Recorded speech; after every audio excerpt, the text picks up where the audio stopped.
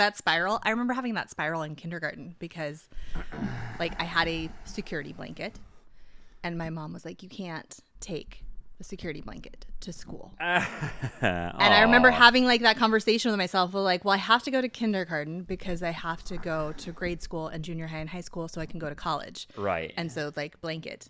Yeah. Bye. But I'm like, oh my God, anxiety for a 5-year-old to be 5 having years that old. like whole process in their head. I'm like, whoa. It's terrible. I recognize it. When I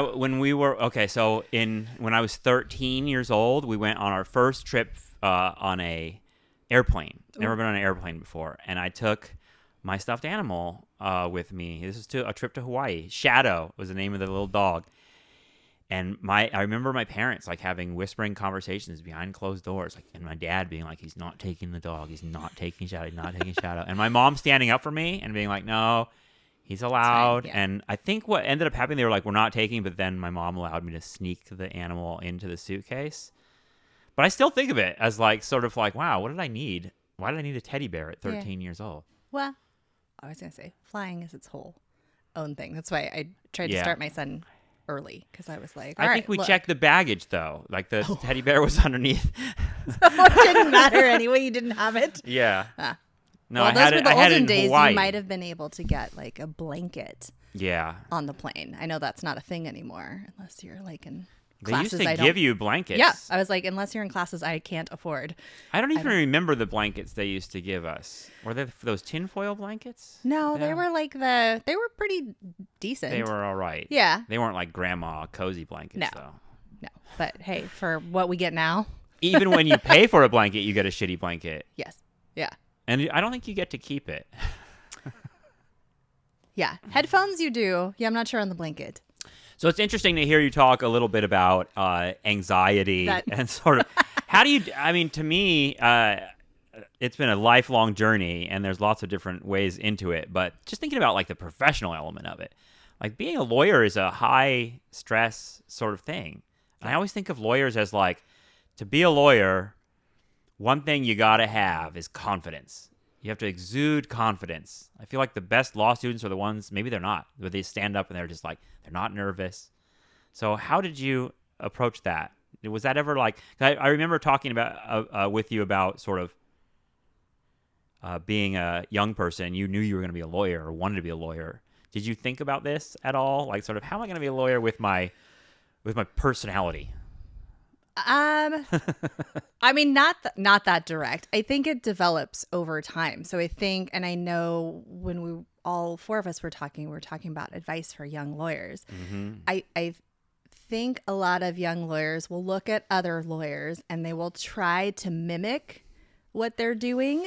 Interesting. And it doesn't frequently work because it's not the genuine, like people can suss out when you're not being genuine about something. If you're putting on like a whole big 3-ring circus that's not in style with who you are. Like every once in a while I'll try and go outside and pull like a Ron type move and do these gestures that are not what I would normally do, and it just, I don't feel like it lands as well. It doesn't feel authentic. Right.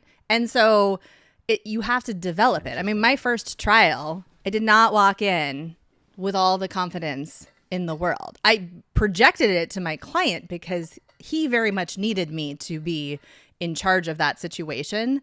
But internally, I was a disaster because I was, panicked about every little thing that could go wrong. And it still happens. I mean, it's why trials end up being so stressful because you're basically spending 24 hours a day thinking about what just happened in trial, what you need to get in for the next day, what happens if this goes wrong, do you have a backup plan for getting that information in? And so it is consuming, which I don't think a lot of people understand. I know I have clients who are like, I just had this one question. Why didn't you respond to my email? I'm like, I was in trial all week. You're like, because I am consumed. Yes. That's why. I was like, it's why I set the auto reply on my email. But if you don't understand what that means, they're like, okay, so you worked all day. So what? Answer my email. I'm like, no, I worked from 5 a.m. until 11 p.m. Like there was no space for anybody else. My family doesn't love it. That's either. a lot of work. It is. That's a lot of hours. It's funny you mentioned like pulling a Ron move. Yeah. Because that would be what, like, I mean, I was just talking with him downstairs about being pulled over, and he's like, "Oh, I've been pulled over a million times." I'm like, "What do you say when you're pulled over?" And he was telling a story about like talking to this cop and telling him like, "Look, you have everything wrong. You're doing everything wrong. I need to talk to your supervisor right now." Yeah. And I'm just like, if I couldn't say this to a cop. No. Like I just don't have that capacity. I'm just terrified that I'm going to do something wrong.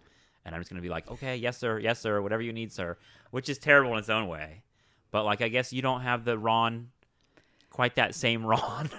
What's your approach then? I don't have the Bamieh method. I don't know if I know how to describe my approach. I come usually from a very fact-based scenario. And so, again, because family law is a little different, I don't have a jury. So I don't have to play up a lot of the grandstanding that you sometimes do in front of a jury to keep their attention or to make sure they're understanding your points. I'm sitting there more trying to make sure that I've gotten the information that the judge needs to be able to apply the law and come up with what the ruling is. And so it is probably a lot more boring, but it's pointing out, like, here's what you have to checking the right boxes. Here's what you have to find. And I actually did do this in my last trial, which is probably more of a Ron thing than I would ever do. But I had like a easel with, here are the elements for this issue. So let's walk through, what did we show you related to this? Okay. I think that we've met that, and like make the big show of checking it off. That sounds like something you would do for a jury. Yes, but even for a judge, because the thing for the judge, so at the end of a 4-day trial where we've put up maybe a dozen different witnesses, and it's not a linear story that you're telling, because each witness has a different component and you can't always see how those all connect. And so being able to connect it and have that visual for the judge too to follow along with, because the judge is taking notes and has, knows what they have to find. But sometimes there are things that you think go to that element that they didn't connect with that. I mean, they're people too. Right. So walking through and checking it off. Now, that's generally not how I would do it. I'd probably do it just verbally, but having the visual to help back that up is helpful for everybody in that room. Especially if it's a complicated case, I'm assuming. Yes. Yeah. Are there, do you see the same judges all the time? Do you know these people? So in Ventura, each county is a little bit different. So Ventura has a designated family law bench. So there are 5 or 6 judges that all they do is family law. And so you're seeing those same people. Now we're about to go through a reshuffling because we have quite a few judicial officers who are retiring. So new people are coming in, or they're coming from different assignments. The theme of the podcast is the running judge crisis in Ventura County. Yeah. Yes. Well, I don't know if it's just Ventura County. I mean, interesting. It's more relevant to us here. But and so in Santa Barbara, you also kind of see the same judges because there's just a handful of them, and they have to do a little bit of everything. So you do get familiar with the judges, which is also why my preference is to not take cases in counties that I'm not familiar. I mean, in LA, you're not always going to get the same judges. And I don't know enough about them to feel comfortable then saying, like, I know this judge prefers X, so we need to be careful, or we need to make sure that we're showing the judge that. Because it's like you have the same jury every time. Right. And you kind of like know their little, all the kind of quirky things. I mean, are there certain judges that you're like, I assume that you sort of change your case a little bit depending on the judge that might listen to it and how you're pitching it? A little bit, yeah. I mean, it's not like the law changes, but in family law, the judges have a lot of discretion for a lot of different components. And so if you know, or if you had other cases that are similar and you see what they were paying attention to, then you know to put those at the forefront to deal with those issues, whether they're good or bad for you, because you know that's what the judge is going to pay attention to based on what they've done in the past. Right. I mean, judges can change too, but usually, if 3 months ago I had this case in front of the judge and this is what they were asking and this is what they were looking for, I want to make it real clear cut for them in this case because I know those are the same questions they're going to be asking.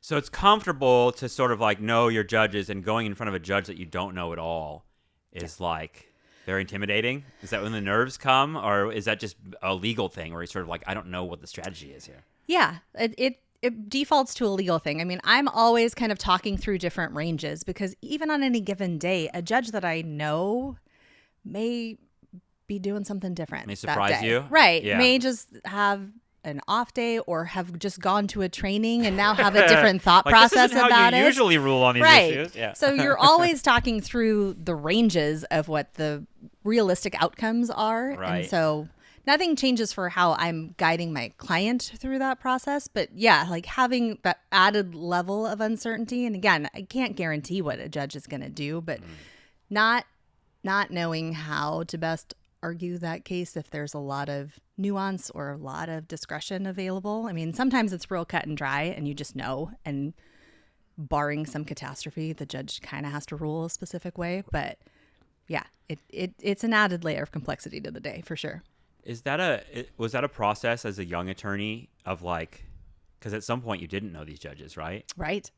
So is it like, were there rough moments where you're sort of like, oh, I didn't know that this is how these things went? Yes. Like and learning the judges more or less? Yeah. And there are still those moments. But so that first trial that I talked about, it didn't even get heard in front of a family law judge. They sent us, because of how many days we said we needed, they sent us up to the civil department. Ugh. So it's not a judge who's familiar with family law. Most of them don't prefer to deal with family law because it's a very different realm for them too. They become the trier of fact instead of the jury being that.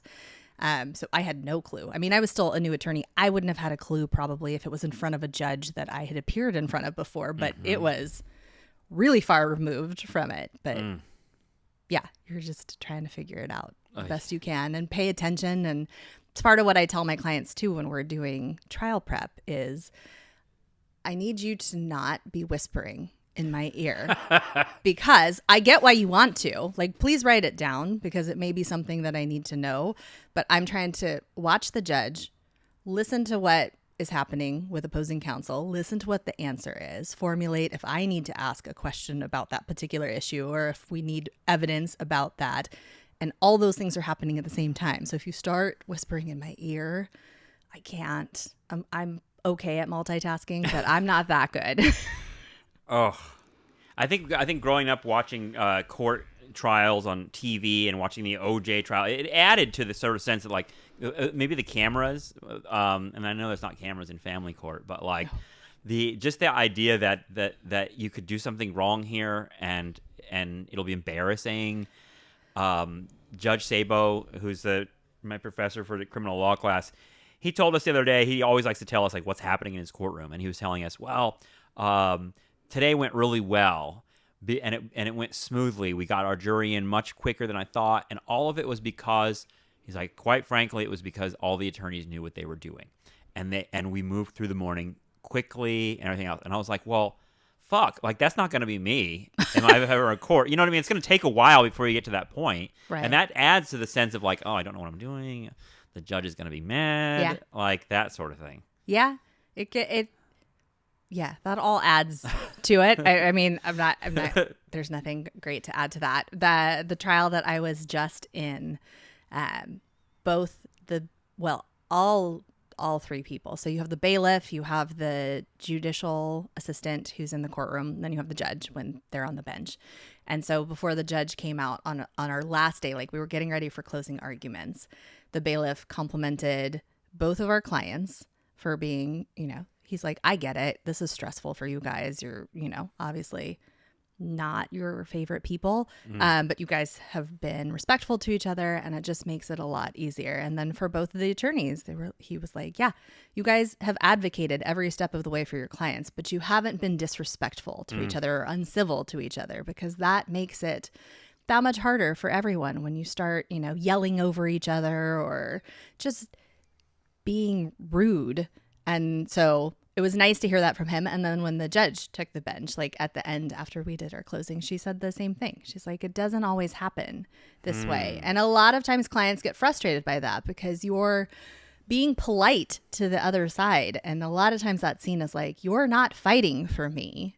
And it's hard to explain the nuance of I'm advocating for your position, but that doesn't mean that I have to be a jerk to that person. It actually could be more effective if you kill them with kindness. Right. Right. And because like we work in front of the same judges a lot of the times, I work with a lot of the same attorneys. So if I'm a total dick to them in one case, that's going to have repercussions for other cases. There are circumstances where I absolutely am and where the hammer comes down and I'm like, I'm not dealing with this shit today. We're not playing this game. What triggers the hammer coming out? I think when they're also being unreasonable, you know, yeah. like, so there are plenty of attorneys that we can get along. We can advocate for our clients. We can have totally different thoughts about what should happen. But at the end of the day, it doesn't affect our working relationship. And we can still get a lot of agreements and move cases forward without having to go into a courtroom. And then there are the ones that you just know we're going to be in court. We're going to be in court a lot. We're not going to agree to anything. And so I'm not. I mean, I assume there are lawyers that you genuinely hate or despise or don't like, whatever you want to put it. I mean, to me, it's the balance is really interesting to me. We are told a lot at our law school about respect. We should respect each other, be kind to each other. Everybody's watching you. This is a small town. We'll remember you from law school if you do something fucked up. Your reputation is a lot in this is smaller legal communities especially. Right, but at the same time, I think of lawyers as like vicious people who are super competitive and are like, yeah, I want to put the knife in the other team. So like, how do you balance that? Because it does seem like it's two different impulses. It is. It's a little bit and some like people aren't good at hiding their... No, I was going to say it's like being the duck on the water. Because internally, there are a lot of those things happening. But externally, I'm going to be civil to my opposing counsel most of the time. Because, and I know right now especially, that's a big push, probably in law school, but even for practicing attorneys, they're changing the requirements. So we have to take continuing education about civility because it's become such an issue, because people have lost the ability to walk into a courtroom and walk out and not still want to antagonize what happened with the other side. Or even in the courtroom. I have seen some like close to come to blows and you're just like, what are you doing? Where does that come from? I mean, I know that I understand there's a conversation about civility. Is that just like the larger political sort of climate? I mean, are there certain instances that happened in the courtroom, or why is there this push for everyone needs to calm down and be nice to each other now? Well, it's always been there. So when you are sworn into the bar, there is a section in whatever that swearing in process is where you have to say it's part of the ethics requirements. It's part of everything. I think the problem is, and you know, I think this happened before COVID, but I know we like to blame COVID. It was COVID. It was all COVID. It started with 9/11, but then it was really COVID. Yeah. People just lost the ability to separate it the way that they used to. It's the fucking internet. That's what it is. It's probably the internet. Honestly, dude. I mean, people have been, I don't know. Maybe this is like an old person conversation. I hang around with a lot of older people complaining about like what happened with COVID, but like it did seem like it's a meaner culture in some ways. A less patient culture, a more because it's further selfish. Removed, you know, like I think about the instances of bullying and how it works now. Like at least when I went to high school, thank God, like if I was getting bullied at school, it ended when I left school. I could go home and it didn't continue.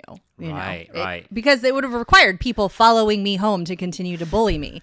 Now you leave school and it is all online and you are getting barraged all the time. Yeah. So I mean, that's not just high school and junior high students. That's in general. Like you're so far removed that you don't have to see the look on somebody's face when you say you're a piece of shit. Yeah. Like when you have to see the look on their face, it stops something in you because you're a human and you're like, oh God, why did I just do that? That was awful. Yeah. But when you have a wall that you don't get to see the result of your words, it's so much easier. Well, yeah, Danielle was talking last week on the podcast about the civil rights case she's doing in Santa Barbara with a kid who's like racially bullied, and it's TikTok videos, and it's like TikTok videos that are online of him being like beat up at school, and they're like TikTok doesn't take it down. The school doesn't know about it. These things are up for days. And I'm kind of like, that thought of that is just such a different experience that I had. Yeah. You're right. The bullying was only at school. Right. Yeah. You just had to get through the day. So now lawyers, that all trickles down to lawyers unable to be kind to each other in court. Right. Yeah. Because, I mean, it's everywhere. So we're not exempt from it just because we went to law school and passed the bar. We're still people. Yeah. And I imagine people can be awful. Lawyers can be bullies too, right? Right. Yeah. I mean, there are plenty of those instances where it's just, you can see it in court for when somebody's representing themselves and the other side has an attorney. Oy. And, they're just hammering all the legal terminology. And yeah, that's what it's there for. You're speaking a different language to the judge. And so you use those shortcuts and everything. But I can only imagine how that person who's representing themselves is feeling, because it's just, in some cases, going over their head. They feel like they're being bullied by the other side. I can definitely see that. And I don't like being in those situations. I mean, sometimes you have to, because they're taking an unreasonable position and you're like, that's not what's going to happen if we walk through those doors. Like, let's figure it out. The clients can act like bullies too, I can imagine. I feel like that's even more so in family law, that you would have clients that are pissed at you. Yes. You've been called all kinds of ugly names and things like that. To your face or on the internet? Sometimes to my face. Mm-hmm. Those are probably the scarier, because at least if it's by like an email or something, there's still that removal. But when you're standing in a court hallway and somebody is in your face screaming at you, it can be a little intimidating.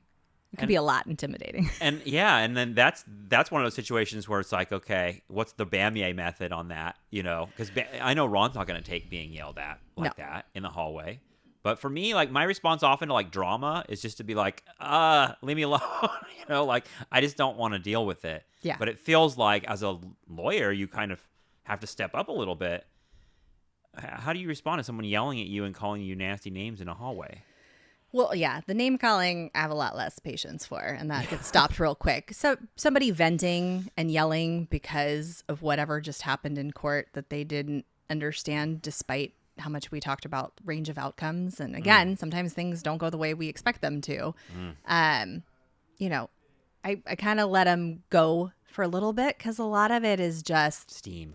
Their need to get that out. It's an emotional setting. It's not as stressful for me. That's my workplace. I'm used to being in that courtroom. But if you're not used to it and you walk in there, it can be a lot. And then if things go a totally different way than what you expected, it could be real bad. So it depends on what they're doing. Yeah, the name calling, the stuff like that, I'm not responding to it. If it's my own client, like we actually have in our fee contract, like you can't yell at our staff. You can't call them names. If you do so, that's it. You violated the fee contract and we don't represent you anymore. I usually, with me, will give them like a 1 free pass. Look, everyone has a bad day. Right. Yeah. But if it's consistent behavior that continues to happen after they've gotten the warning, then you're not our client anymore, because we do also demand that we'll be respectful with you, but you have to be respectful with us. Yeah. That in family law, it seems like that. I mean, obviously the emotions are so high that you would have to factor that into, like, are there days where you're like bracing for, this person's going to be mad today? Yes. When they hear whatever. I was going to say that was the last 24 hours has been just a whole lot of mad people. About what? Different things, and a lot of it just comes down to on the client aspect, probably opposing parties too, but on the client aspect, they don't understand. So they're going to, why aren't you fighting for me? Mm-hmm. And the reality in family law is a lot of times it's like a math calculation. Like, we're just trying to get the information we need to be able to say, like, here's a realistic range for a buyout or the value of the pension or whatever it is. And so I have to remind myself that that's just the language that they are using, and say, like, I think we're having a disconnect here. what I'm doing for you is I'm advocating your position, but I need this information to get to that position, and then we can have a realistic conversation. Because that's lawyer talk. I know. Why don't you fight for me? Because fighting means we're going to court and probably spending an unnecessary amount of money. And I always joke. It's like Ron and Danielle love when I'm like, look, if a lawyer is telling you how to not spend money on them, it's not a good business practice for us, but it is what's usually best for them. And I'm like, you should listen to the person whose interest is in you spending money on them. It's in my interest to go to trial. We make a lot of money on trials.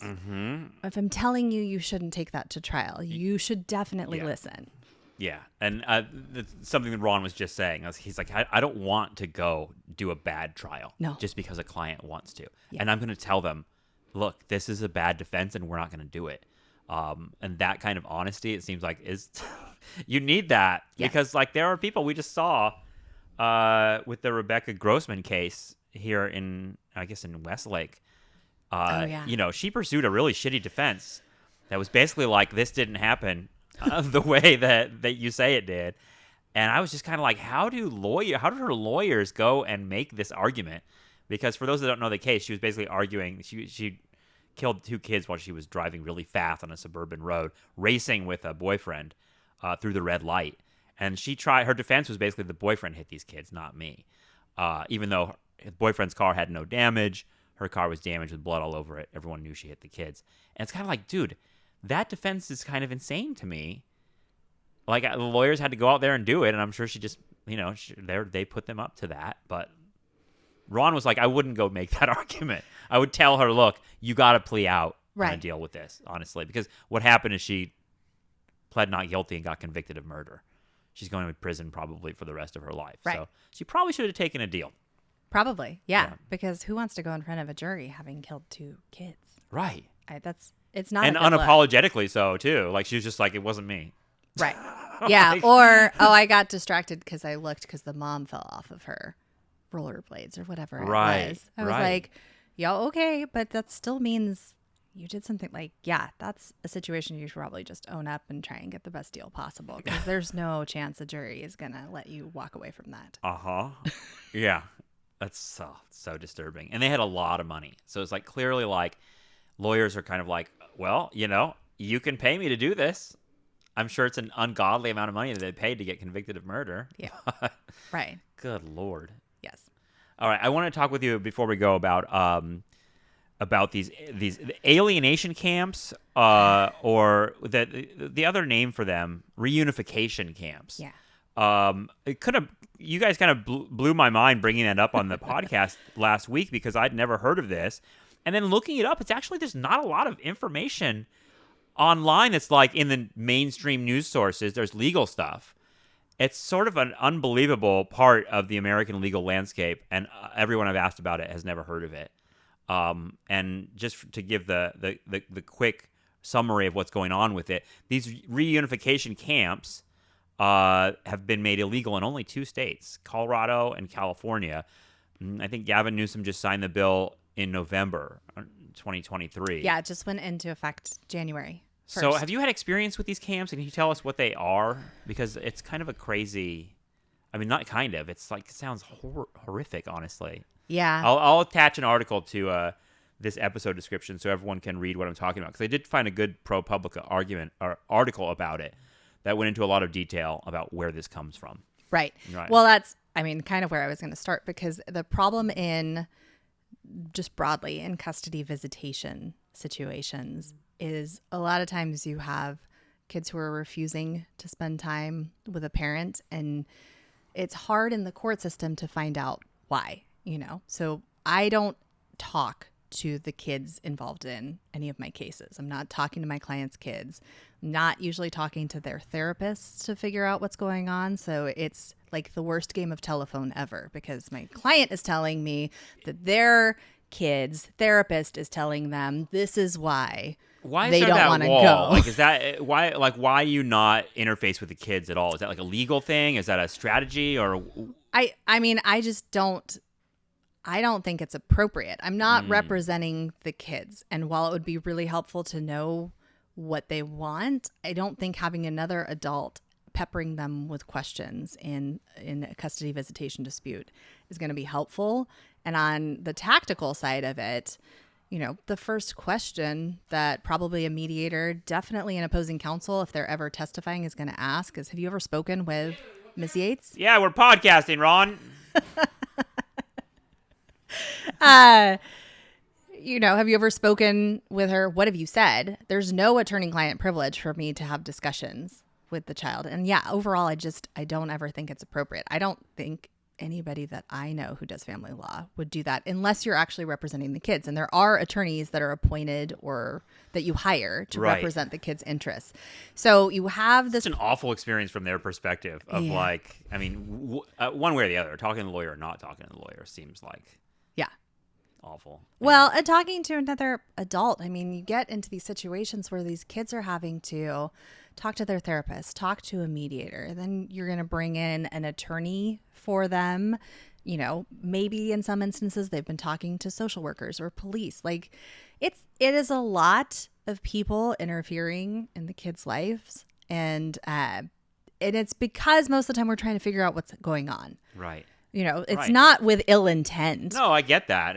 It's because we're trying to figure out. So then you have, I think I discussed like the pendulum swing where you're like, okay, it must be because that parent, that household is saying you shouldn't be around your dad or your mom and giving them reasons and getting into their heads. And, kids are susceptible to all sorts of manipulation.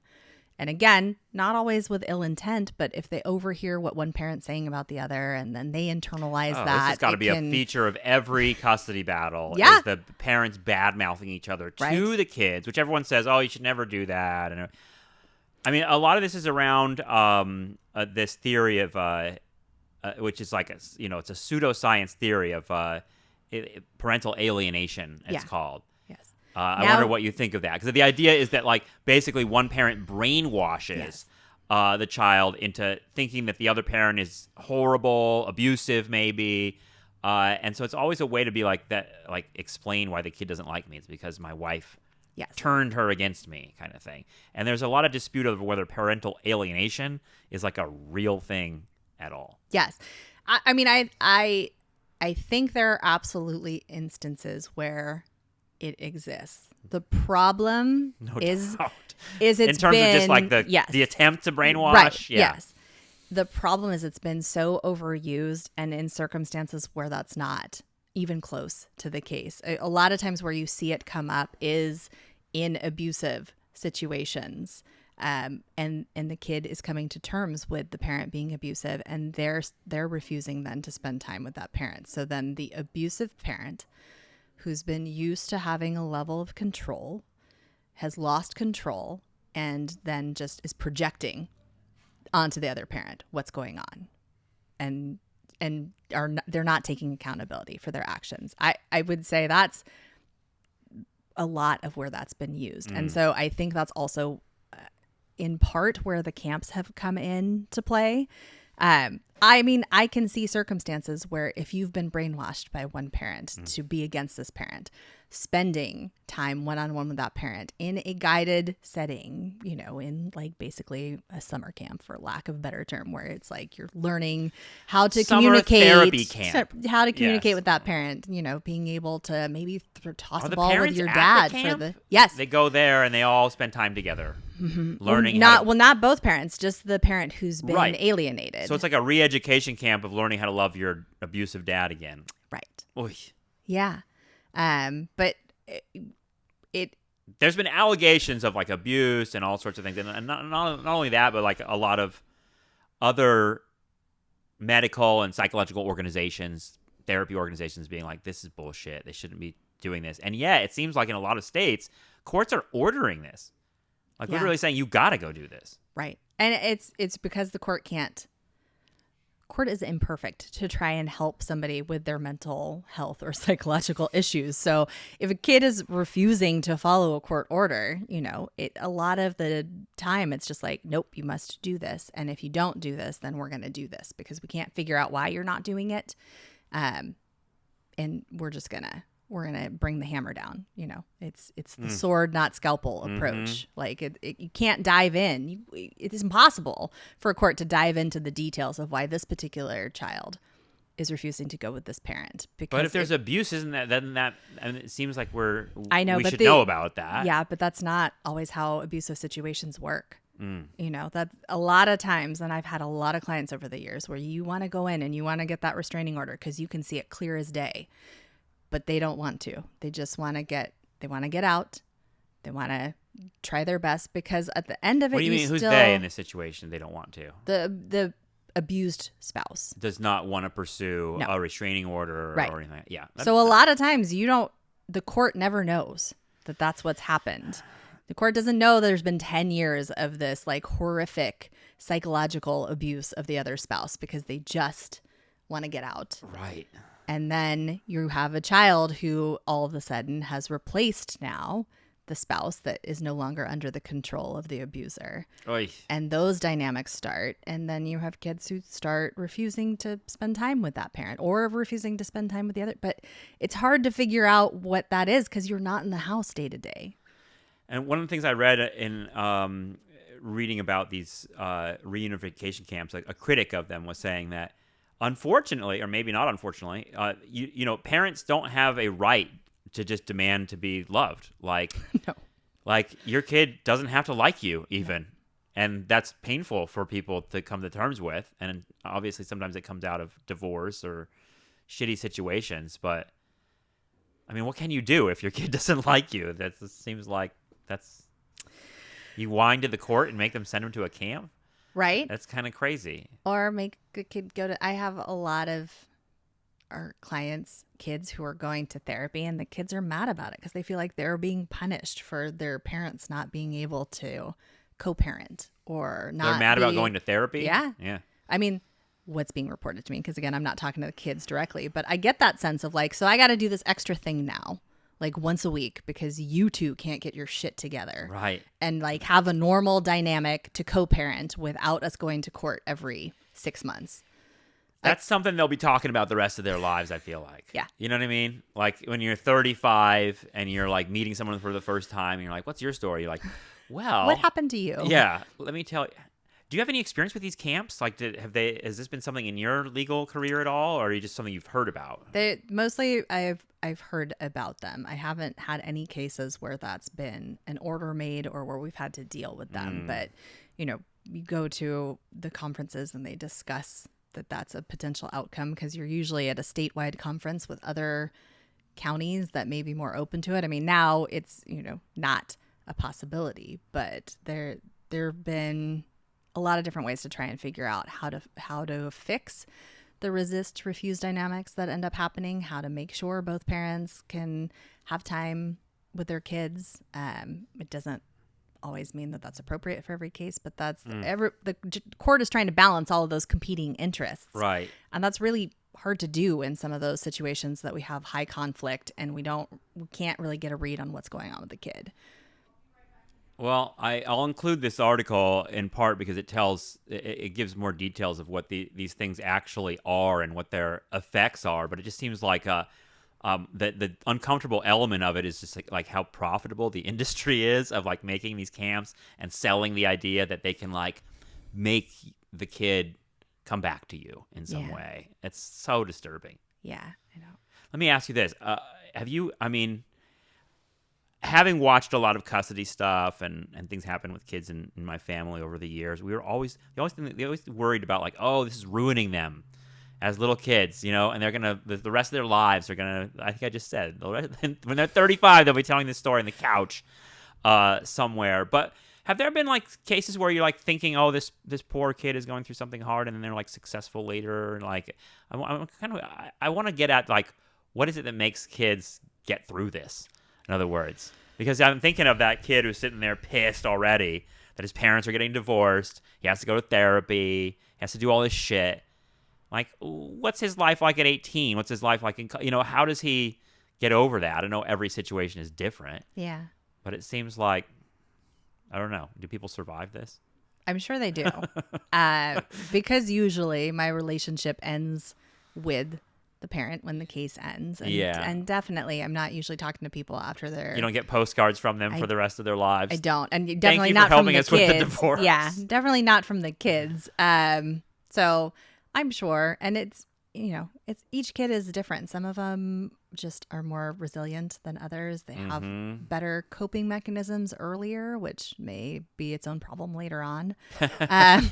Because why have they developed great coping mechanisms that early? But it's such an individual thing. And I do think it is helpful, especially in the high conflict situations where parents just can't get past their particular bugaboo with the other parent, whatever that is. And sometimes it's well-founded, but for that kid to have some sort of outlet, I think probably helps a lot. So whether that's sports or reading or music. Those are such cliches, but they're so helpful because it's a healthy coping mechanism. It's a healthy way to dissociate from what is going on, to be able to have an outlet that's safe that you can just dive into. Yeah, I guess that makes sense. But yeah, I don't get to see the if good you, or the bad. If you, Danielle always mentions her fiefdom, and sort of to me, I think that's just a great way of thinking about like, oh, if I were creating the system, but like, are there things about what positive change would you make in this system? I know that's a big question. How much time do we have? Yeah. What just one thing that you could be like, oh, this would improve things if we had this in the court system, or this attitude, or this more civility. I don't know what it is. Yeah. What I'm asking is like, what's the most frustrating part of the system? Like, what's the thing that you're just kind of like, God, why is it this way? I think it's having to come up with those, those situations for the kids. Like I fully hate having to go and battle over what's going on in this kid's life, because we don't know. But the reality is I don't know a better way to fix that, because you have to say something. You have to have something in paper that people most of the time will hopefully follow, because otherwise what one parent thinks is better for the kid versus the other are usually so different that there's no way. I don't have a good anser. I don't know how to wave a wand and fix that. Like, I'm trying to heal the hearts of these children, and I'm kind of like, well, that's not what lawyers do. But yet there's like there's a matrix of things happening to these kids. Yes. I mean, if I could wave my wand, everybody would just be really great co-parents, and that would be the fiefdom. Yeah, because you would never have to actually litigate the custody visitation, because everybody would just be grown-ups and be really great parents. But that you can never have. The fiefdom requires love. It's a hippie idea. Everyone has to get along. Yeah, I get that. These conversations, Jen, thank you. It's sort of like, because thinking about family law is just the place to think about that intersection between, I don't know, the personal and the political, the heart, and then just the ugly realities of power and how people actually are to one another. Yeah. And I don't know, litigating all that seems difficult. But thank you for speaking with me. Of course. Good luck with your cases. I hope no one calls you any bad names in the hallway this week. It's okay. I'm getting ready to go to a conference, so they won't have the opportunity. Nice. Yeah. Everyone will be kind and civil. Well, no, will be ignoring my email. That too. Thank you, Jen. Thanks.